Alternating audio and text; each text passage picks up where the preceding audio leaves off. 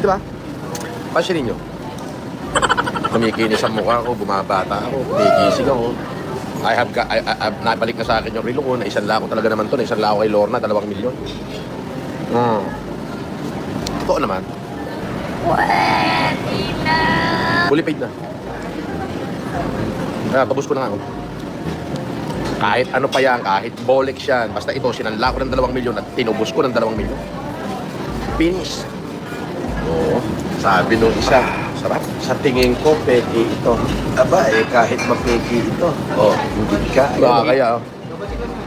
Nakakaya. Sige, iskanin nyo, dali. Gago! Nako!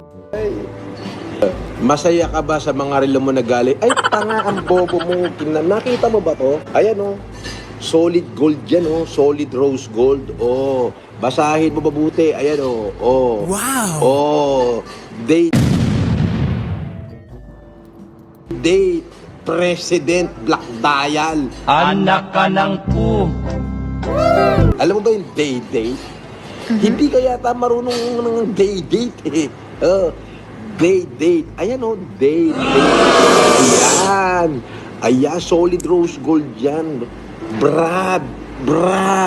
Solid na rose gold yan, Brad. Tanga mo, ina mo, bobo. Marunong ka ba tumingin ng date? Hindi ka yata marunong tumingin eh. Oo. Alam mo ibig sabihin ng date? Ayan o. Date. Ayan.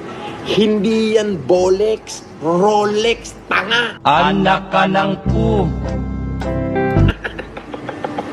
Kinangina mo, ang bobo mo talaga. O kinangina mo. Wala ka na pong masabi kundi Hahayaan kita magsinungaling. Kasi trabaho mo ang magsinungaling.